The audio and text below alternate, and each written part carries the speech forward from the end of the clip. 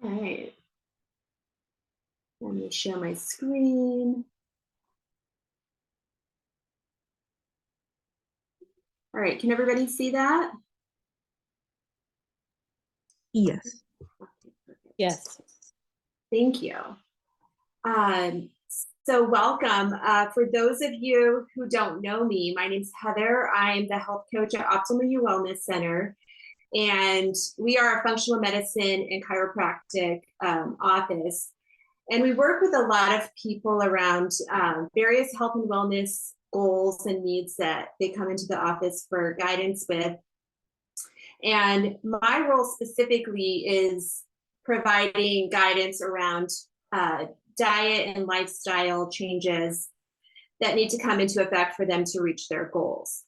And so a lot of the things that I share with you tonight in this masterclass are things that I work closely with our clients with in one-on-one sessions. And so I'm very big on making health and wellness achievable and attainable for everyone.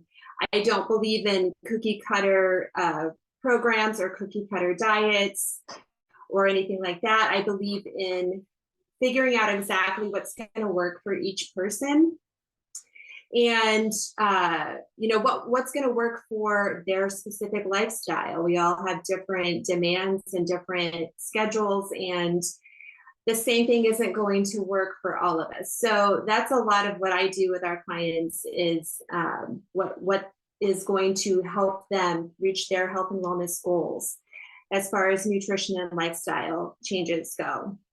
And so before we get started, I have a question for you guys, and I'm just letting someone in here.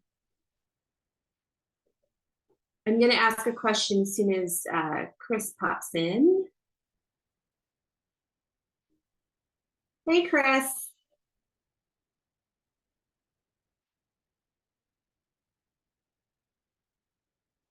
All right, so I have a question, and I'm going to encourage you guys, if you want to unmute and answer this, to go ahead and do that. And my question for you is to share one of your go-to stress busting foods or meals that when you've had a stressful day or you're feeling like you need comfort food or something, what is one thing that you can go to and it never fails to lift your spirits? Feel free to share if you'd like.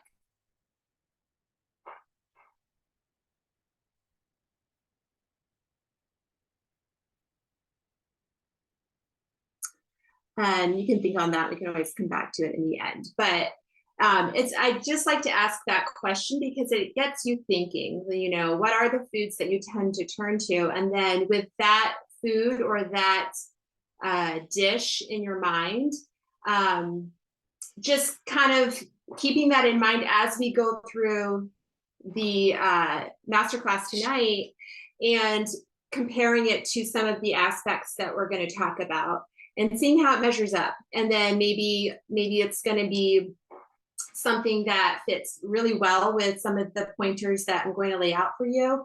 Maybe you're going to get some ideas of some ways you could tweak it to really make it a stress relieving dish for yourself on those times when you're looking for something stress-free.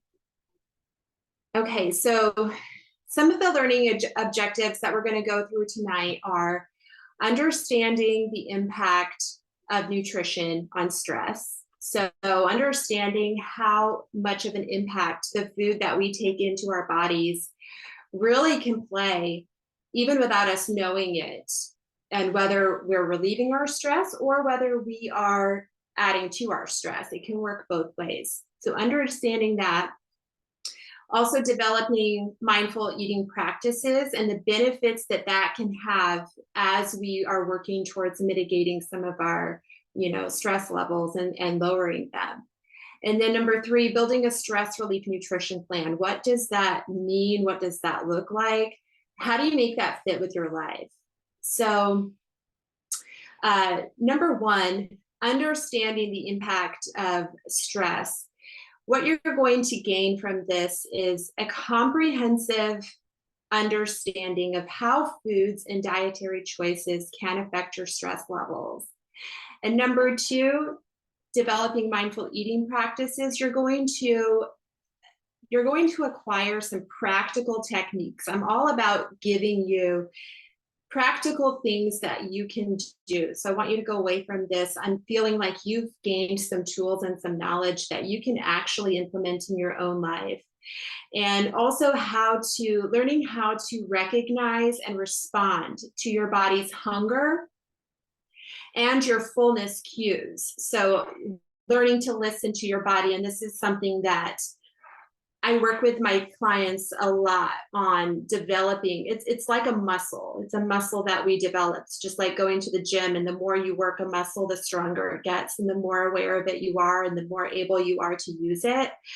This is the same thing as we learn to listen to our bodies and become aware of the messages that they're giving us, and promoting a healthier relationship with food and stress management. So instead of feeling like food is in control of us or we have no control of its place in our life, actually flipping that and showing food that no, you're not in control. Actually, I am, and I get to choose in spite of cravings and in spite of everything, maybe what I'm used to, how I'm used to eating, changing that narrative for ourselves in our lives.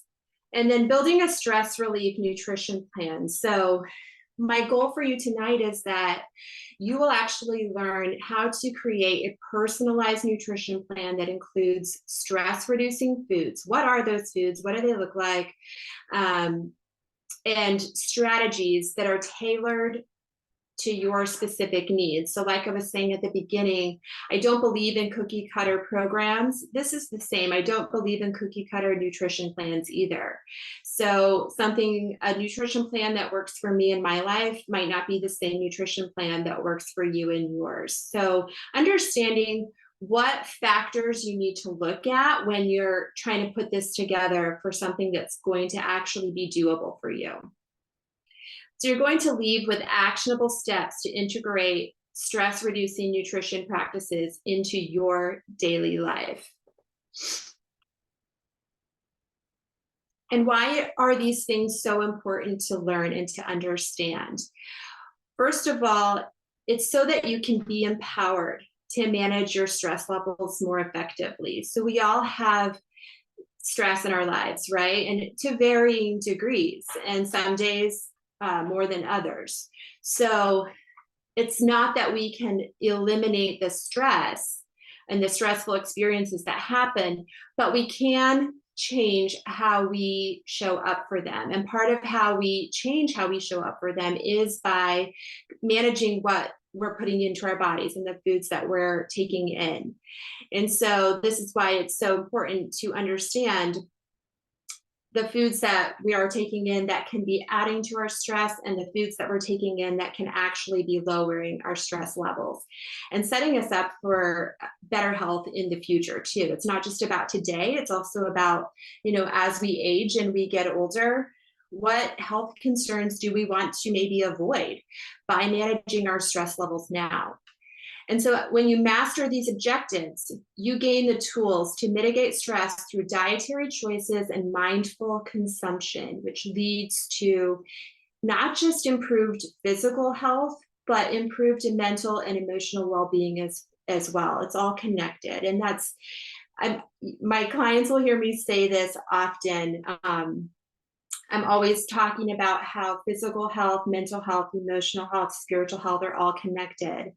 And it's very true, even when we're looking at nutrition. Nutrition is not just nourishing our physical bodies, it's also playing a part in how we feel mentally and emotionally and spiritually as well. So a nutrition plan that is designed to reduce stress can positively impact your overall health. So if you take what you learned here today and you truly decide to become a master of it, to practice it, and it doesn't mean you're going to hear it once tonight and you're going to know perfectly how to implement it. It means you're getting the tools tonight, and then you get to go practice after this. It's just like learning a sport, right? You learn what tools you need to play the sport effectively, and then you get to practice. And as you practice, you get better. And this is the same thing. So understanding that tonight you get the tools, and then tomorrow you get to implement. And that's the fun of it. So understanding that with everything, all the tools that you gain tonight, you're going to be able to foster resilience, okay, against stress-related health issues that can come down the line, like I was saying earlier, not just the stress issues you can face today, but stress or health issues, not that just the health issues you face today, but health issues that you can face in years to come. Think about right now, you're getting the tools to be proactive for those times to come. And there's something powerful. So I mentioned a few minutes ago about being empowered. These tools are empowering you.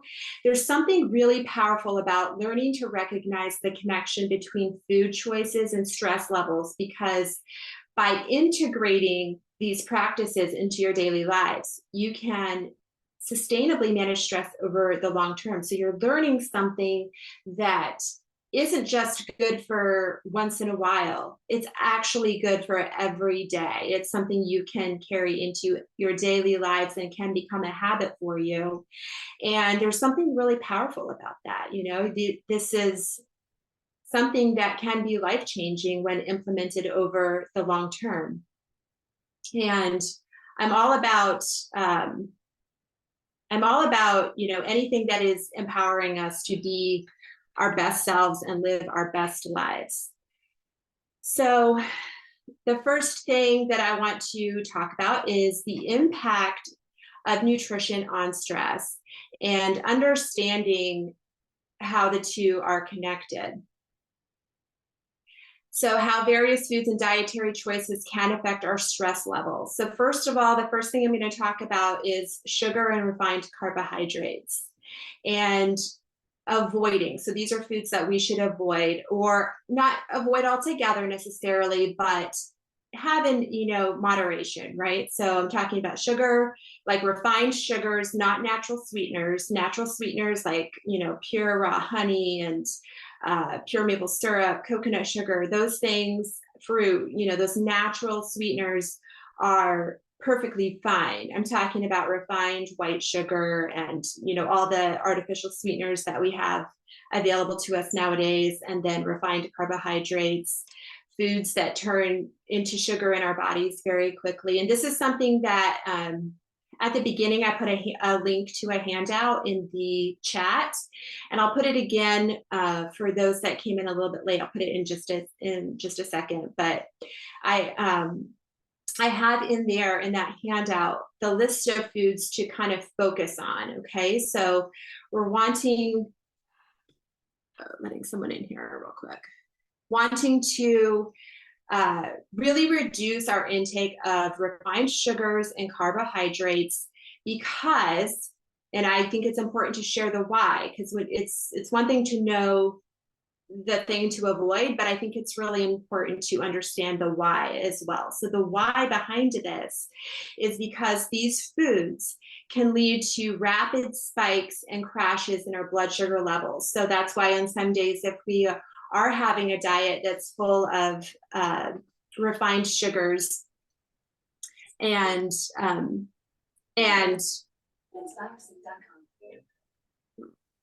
second, refined carbohydrates, it can we can feel ourselves having those, you know, highs and those lows, and that's because it's having a, you know, a crazy effect on our blood sugar. So that's the reason we want to avoid those, because those are going to, as our blood sugar ebbs and flows in those, you know, it spikes and then it drops, that's having a big effect on our stress levels. Here.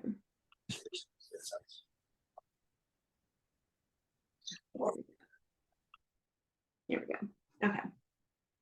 And these fluctuations as we experience them, can contribute to increased stress and irritability. So that's why a lot of times if we are, our diet is heavy on these foods, we're going to feel more moody, we're going to feel more tired, we're going to feel just not as capable of handling the responsibilities and the stress that is in our day. So what should you choose instead? And these are the foods that I have listed in the handout. So you can refer to these, and I recommend, saving this to your computer or printing it out and keeping it on hand, but really including a lot of whole grains, your fruits, your vegetables, your nuts, your seeds, legumes and lentils, healthy fats, like making sure that you're using your good oils, olive oil, coconut oil, avocado oil, including your fatty fish. If you're a fish and seafood eater, those are excellent sources of healthy fats. Herbal teas, dark chocolate, all of those. Think about food that comes eating food that is as close to the source as possible. So the less processed the food, the better it's going to be for your stress levels. And then talking about caffeine real quick. Of course, I love my cup of coffee in the morning, just like everyone. So I'm not saying it's something that you have to avoid, but it is something that you want to have in moderation and understand the effects it can have on your body and on your stress levels specifically. So moderate consumption of caffeine, it can temporarily boost alertness, which is why so many of us, drink it. But it can also, excessive intake can lead to heightened anxiety. So understanding the effects that it can have on you, if you're someone who maybe you do tend to feel anxious throughout the day, maybe you haven't really understood why. One thing to look at could be caffeine intake. If you're someone who takes in a healthy amount of caffeine, that could be playing a part in your anxiety levels. And so heightened anxiety, restlessness, disrupted sleep, and all of that can exacerbate our stress levels, okay? And there are ways to begin cutting back or replacing caffeinated drinks with healthier substitutes that won't wreak havoc on your adrenals to that extent. And this is something I help people do all the time, every day in a coaching setting. So now I want to talk about some things that we should make sure that we're getting in our diet that will combat stress. And number one is omega-3 fatty acids, okay? Omega-3 fatty acids are found in fatty fish, like I was talking about earlier. It's found in flax seeds, walnuts, and omega-3 fatty acids have been linked to reduced levels of stress hormones and inflammation, and they potentially promote a calmer state of mind. So including that. And then also, I talked earlier about eliminating or really reducing our intake of simple carbohydrates, but making sure that we get a good amount of complex carbohydrates. So foods that are rich in complex carbohydrates, they are things like whole grains, beans, lentils, vegetables of all variety. These can all aid in stabilizing our blood sugar and our blood sugar levels, which then provides a steady release of energy. So instead of having those spikes and those crashes, like I was talking about earlier, when we're taking in really sugary foods and simple carbohydrates, and that's causing us to be all over the place with our blood sugar, and therefore causing our energy to be all over the place and our anxiety and our mood and everything. If we are taking in the complex carbohydrates, that's actually going to stabilize all of that. And because it's going to provide us with a steady release of energy throughout the day and promote a more stable mood and a more stable mindset. And then talking really quickly about the gut-brain connection. There's a reason why our gut is called our second brain. And it's because the gut microbiome plays a significant role in our mental health. So whatever's going on down here in our gut, it's having a big effect on what's happening up here. So consuming foods that are rich in probiotics, things like yogurt, kimchi, fermented foods, and also prebiotic fiber, which is found in fruits and vegetables and whole grains. All of that can have a really positive impact on our gut health. And then as it relates to our mental health, if our gut health is doing really well, it's feeling really good, we've got some really good things happening in our microbiome, then that's going to alleviate everything that's going on up here that's negative, like our heightened anxiety and our heightened stress levels. So think about a day where maybe you have a lot going on at work or a lot going on at home, or there's extra stress that is presenting in your life in some way. You can't eliminate those circumstances. You can't eliminate the stress that's happening at your job or in your relationship, but you can manage how you're feeling, how your body feels, how your mind feels. And when you feel good, you show up better and you handle those things better and differently. So that's the whole point of this. It's not that we're making the stress go away necessarily, but we're making it not have the effect on our bodies and our minds that we're used to dealing with. And then also, I want to talk real quick, and this is also in the handout link, but some specific nutrients that can affect our stress management. So B vitamins, so you want to make sure you're getting a lot of B vitamins in. These are, so I'm talking B6, B9, B12. These are all involved in the production of neurotransmitters like serotonin, dopamine, and these all regulate our mood.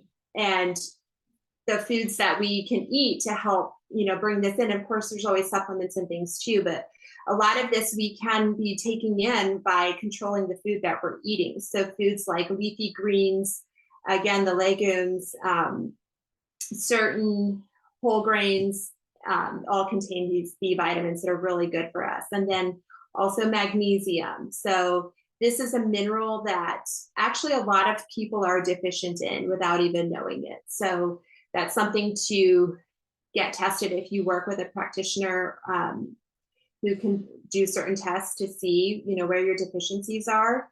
Definitely recommend that, because magnesium plays a crucial role in regulating the body's stress response.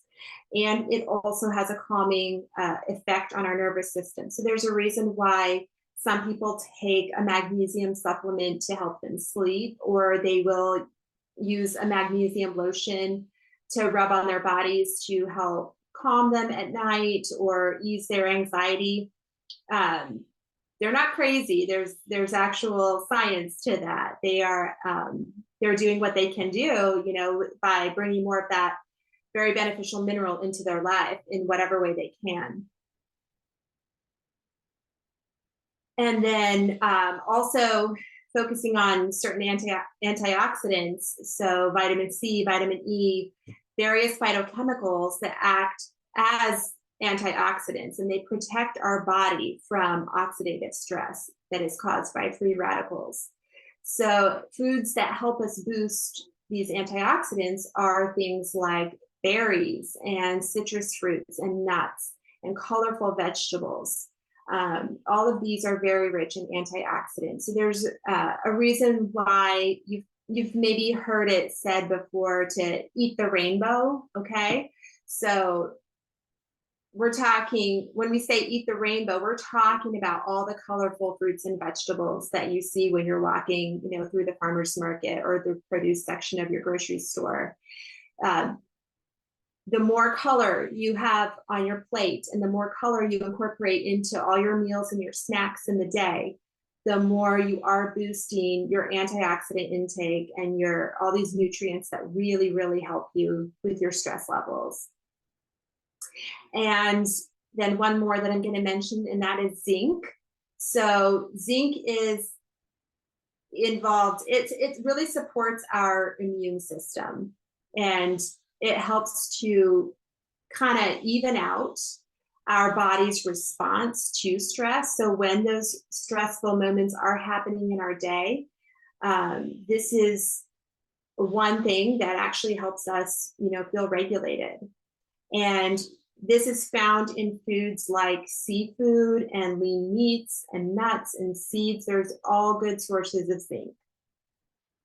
So I've just touched really briefly on some of these. And again, these are laid out in the handout for you, but just having a basic understanding, of course, you can dive into all of this more, but it's just understanding that there's a reason why these foods are suggested and recommended to build, we've all grown up learning, eat your fruits and vegetables, and this is healthy and this isn't unhealthy, but I feel like a lot of times we're not given the why. And so understanding that there is a why, there's a reason why these foods are recommended, and understanding how they can have such a powerful impact on stress levels. And this is all part of you becoming empowered, right? Having the knowledge, having the tools, and understanding. So I always say knowledge is power. So learning what choices we can make dietarily to help us in the rest of our lives is really vital. Having that knowledge and continuing to grow that knowledge is really important, because eating is something we do every day. Okay, so if we can really understand the role that food plays in our life, this is literally something we have to do to live. So it's something that is such a big part of our everyday life. It's a part of our events. It's a part of our social life. It's there in every aspect. So we literally have a chance numerous times every day to do something really good for our body, do something really good for our mind, and to learn a little bit more and try a little bit more and show up better for ourselves and show up better for others as well.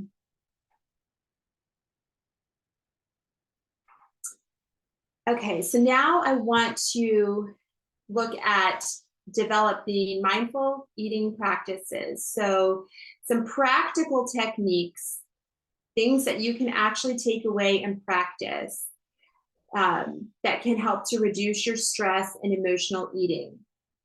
And the first thing I want to talk about is mindful awareness. So being very mindfully aware as we go to eat or to prepare a meal. And mindful eating involves paying full attention to the sensory experience of eating. So a lot of times when we eat, we're in a rush, or we are multitasking, or we're distracted, we're driving, we're watching TV, our food's on the counter, we're running around doing 20 different things, stopping to take a bite here and there, or we're at work and we have 15 minutes to cram something in, right? So mindful eating is the exact opposite of what we are generally taught to do. So it's actually taking the time to have a full sensory experience with our food. So not just the taste is a part of it, but also the texture, the smell, the appearance, like presentation. How are we presenting the food to ourselves? Even if we are eating alone or we packed it to go, being mindful of the containers that it's in, being mindful of the time that we take to prepare it, even if it's very fast. It doesn't have to take a lot of time, but it's the fact that we're mindful during the process. And the aromas, the spices, the seasonings that we include to make it, taste really good when we put it in our mouth, and taking the time to actually pause and appreciate it and be mindful as we take our food in. So, and there are techniques like that you can implement before you sit down to eat if you have time. So some people pray before a meal. That is actually a form of mindfulness. You can also take a pause before you take that first bite. Like, it's really easy to fix your plate and you sit down and you just immediately start eating. But even just taking a pause of 3 seconds and just long enough to take a deep breath and breathe deeply, or do a very short meditation. Doesn't have to be anything long, but just time to pause before you start taking in your food. And also time to feel gratitude. So again, I mentioned before, why some people pray before they have a meal, they're saying a blessing over their food. And you don't have to do it in a religious way, but it can just be, if you're not a religious person, it can just be allowing yourself to feel gratitude for the food that you are about to eat.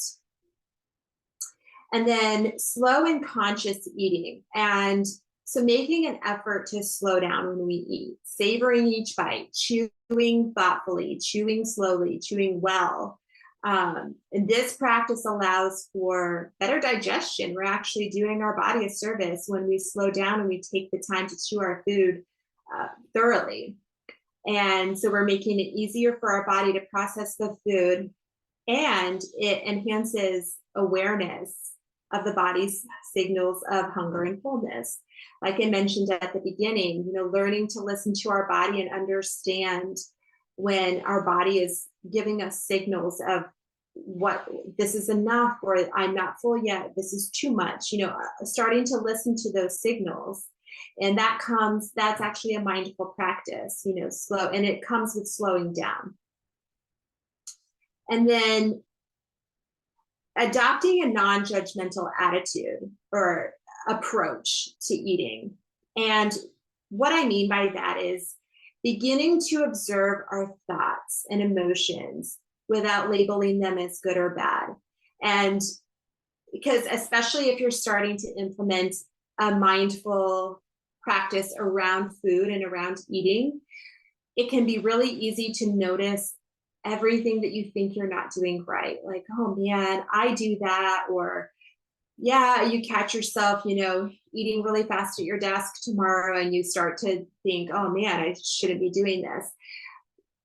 I encourage you to notice those behaviors, notice those things with compassion and curiosity about yourself. Okay. It's always an opportunity to explore more, to learn more, gain more awareness about yourself, and start making small changes. So adopting that non-judgmental approach to, as you begin to notice these things about yourself.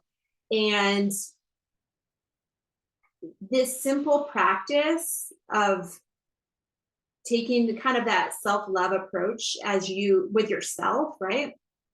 As you begin to implement these practices, that alone can reduce stress. And because as we judge ourselves and as we tend to be hard on ourselves, that brings guilt, and that brings shame, and that brings anxiety, right? Well, I can't choose that because it's not a healthy food. And we start to really bring ourselves down. So taking that non-judgmental approach as we start to implement these things is going to be really important.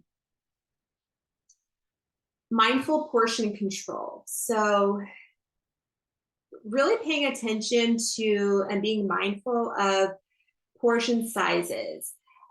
We live in a society where we are used to being served pretty generous portions of food, especially if you go out to eat at a restaurant. The entrees often can feed multiple people. So we're used to having a good amount of food put in front of us. So learning to, we don't have to eat everything on our plate. And that's something that goes against what many of us were taught as children. And learning to take, if you're serving yourself at home, learning to put, a smaller portion. You can always have more, but starting with smaller portions, being mindful of our portion sizes. And along with that, limiting distractions when we're eating. So a lot of us watch TV while we're eating on a regular basis, or we have our phones, we're working on our computers, we have all these distractions, and that can actually cause us to we're not as present in our bodies, we're not as mindful of what's going on in our bodies when we're so distracted with what we're looking at or what's going on off to our side. So really being present, being mindful, eliminating distractions as much as possible, as often as possible. And the more present we are with our body, the more aware we are going to be of our hunger and fullness cues, and less likely to, and if we're eating slowly, we're going to be less likely to overeat because we are aware of how our body is feeling and the messages that it's giving us. And so one more thing I want to talk about here is focusing on those hunger and fullness cues and building that healthier relationship with food. So beginning to recognize what those physical signs of hunger are.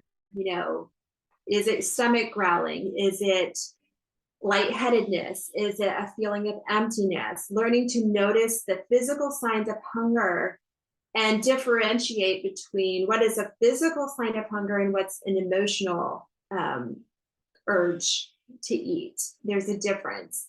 And differentiating between those physical hunger and those emotional cues. And that's another aspect of listening to our bodies. And beginning to notice fullness. So I really encourage people to begin putting their utensils down in between their bites.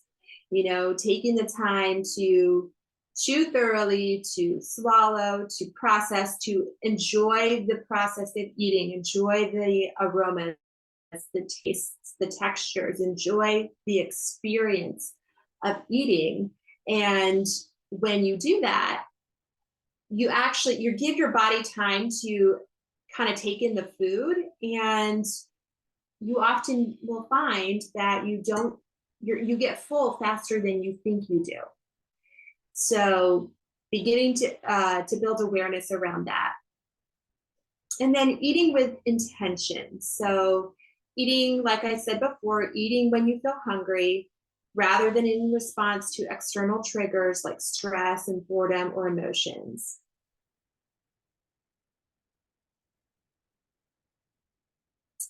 Okay. And then the third point that I want to talk about today is building a stress relief nutrition plan. So how do you begin to create a personalized nutrition plan for stress reduction? The first thing that is, in my opinion, one of the most important things is assessing your individual needs. So beginning by assessing the following factors, and these are your individual dietary preferences, your individual health concerns. So do you need to eat a certain way for health concerns that you already have? Your personal stress levels and the stress that tends to be in your life on a regular basis. And then any lifestyle factors that have an effect on your eating style. So your schedule, do you travel? Do you have kids? You know, and all of these things that play a part in your specific life. So I recommend making a list of these things, writing these things down.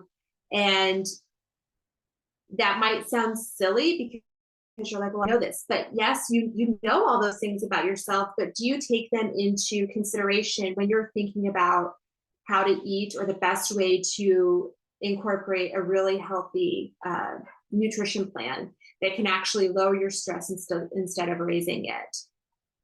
So many of us have been exposed to this idea that the right way to eat looks like this. And you can fill in that blank, whatever that is for you. And there's always something else. There's always somebody else telling us, you know, giving us another image of what healthy eating should look like or what they say it looks like. So there's always all these different pieces that we can tend to feel pressured to live by and eat by. And then we try it, and when that doesn't work for us, we think that something's wrong with us. When in actuality, that's not the case. It's just that we haven't found the eating style that fits us. And so trying to conform to a style of eating that works for someone else but doesn't fit for our lifestyle will end up only causing us more stress, because we're going to have the stress of trying to fit that way and eat that way. And then the stress of, oh my gosh, I'm failing at this. What's wrong with me? And so we're actually expounding on our stress by doing that. So yes, our food choices matter, but so does taking into account our lifestyle, our specific individual lifestyle. And so this evaluation helps to tailor the nutrition plan to meet our specific needs. And with this information, then once we make a list of what are these pointers in our lifestyle that we need to think about, then we can look at, well, what works for me? Does cooking at home work for me? Does eating out work for me? Does using a meal prep delivery service work for me? And then once we figure out, and maybe it's a combination of all of those or of two of those. And once we narrow that down, then it can be, okay, so how do I take these foods that I know are really good for me, that I know are going to help to reduce my stress, and how do I fit them into my lifestyle, the way of eating that fits with my lifestyle? And that can look like cooking at home and making sure you incorporate those foods into your meal plan each week. That can be, if you're someone that tends to eat out a lot because of work or schedule or preference, whatever that is, it can be, okay, how do I find the restaurants that fit my dietary needs, that will give me these foods? How do I look ahead and figure out a menu beforehand so I can make sure I'm going out and I'm eating out at a place that's going to meet my needs? And if you're somebody that likes to utilize meal delivery services, it can be looking out for one that is looking for one that's going to incorporate the ingredients that are going to best suit you. And so making sure that once you've figured out what works for your lifestyle, and then how to incorporate those foods into your lifestyle in a way that feels good for you, that right there is a huge stress reducer. Because what I see a lot of times is people thinking, well, the only way to get these foods is by cooking every meal, 3 meals a day, 7 days a week at home, and I don't have the time for that, and that stresses me out. And I just like to share with people that it doesn't have to be that way. There are a lot of ways to make this work, and I help people with this every day. So and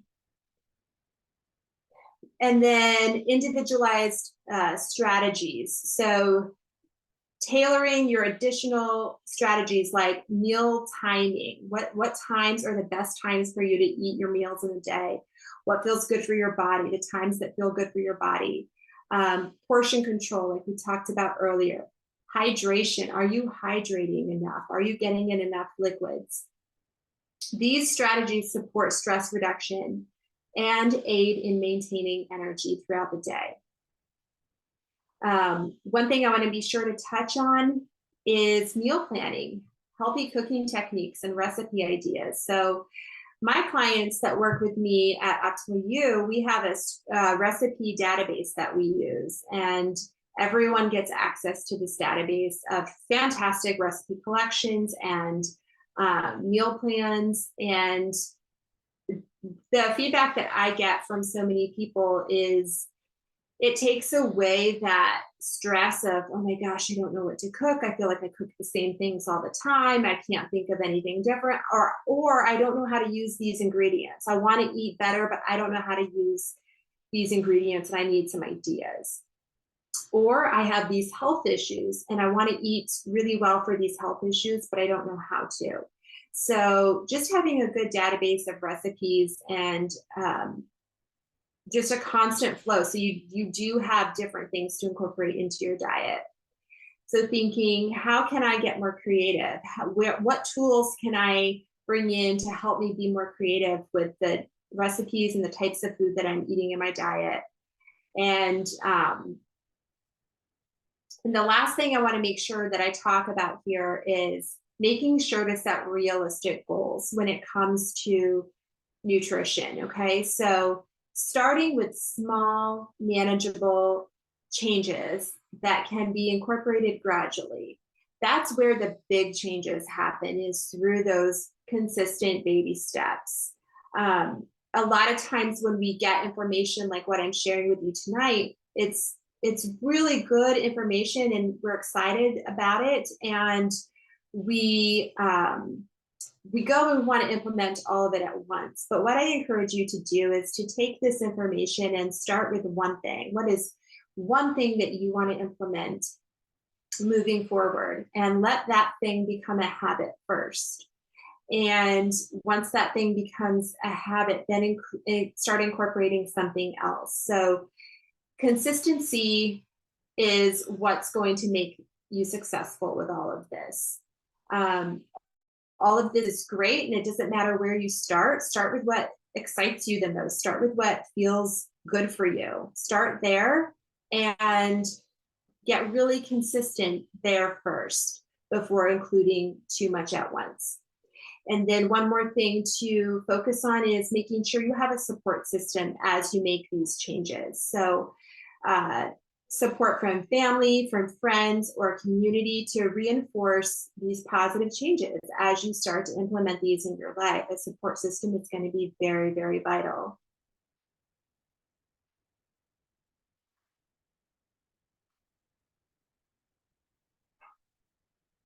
So Tony Robbins, I'm sure you've all heard of him.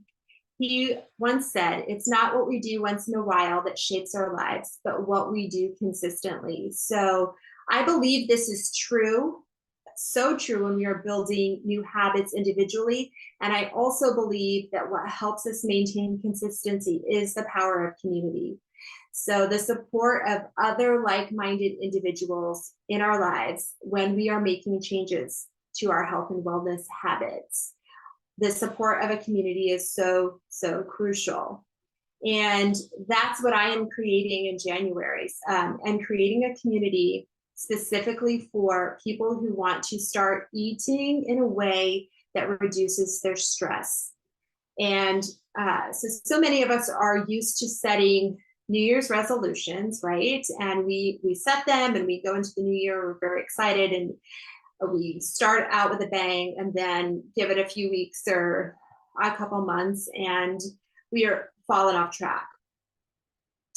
And I think a big part of that is because it can get lonely if we feel like we're attacking our goals all by ourselves. And so I'm building a community specifically dedicated to women who want to lower their stress levels and improve their health by addressing their nutrition.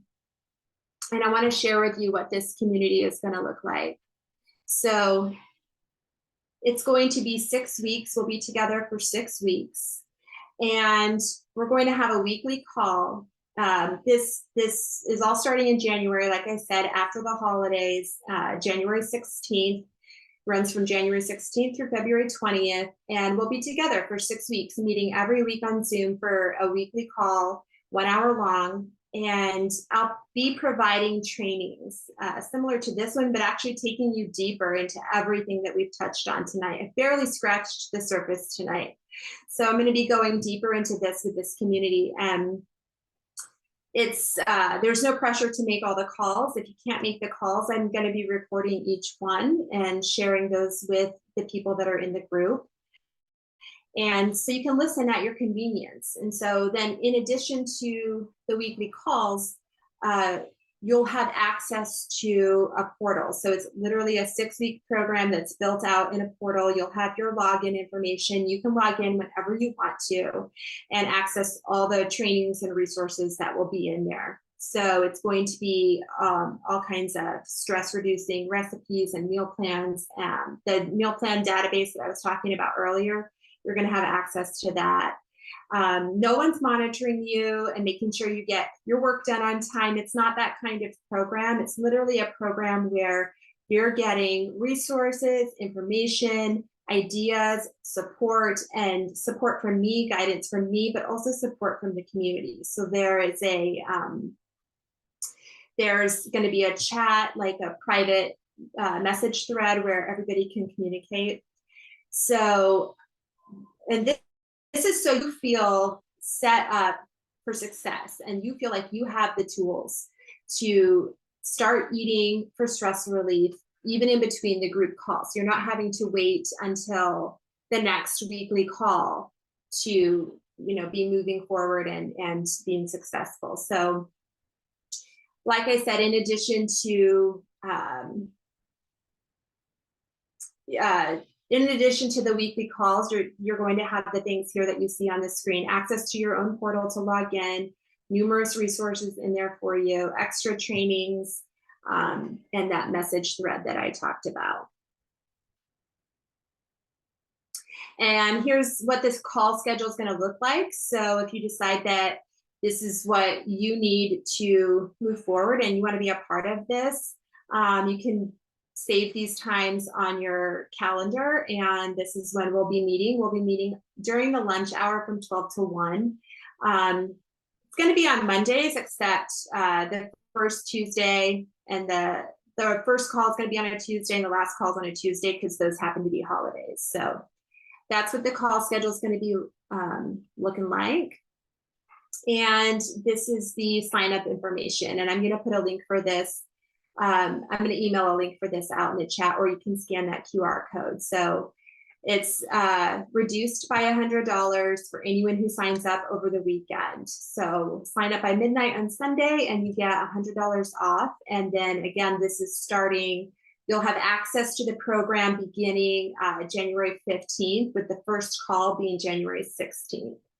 And so you have time to get through the holidays, kind of regroup in the new year, and then we will be beginning the process of eating for stress relief. So I'm going to stop sharing real quick. And I'm going to open the chat. Does anyone have, I'm going to put the handout again in here for some people that maybe came in later. Does anyone have any questions? You feel free to unmute and ask, or type in the chat if you wish. What's that?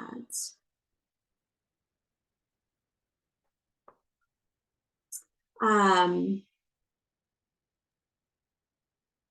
going to email everybody a copy of this recording so you have it to re-listen to if you'd like. In fact, I'm going to stop right now.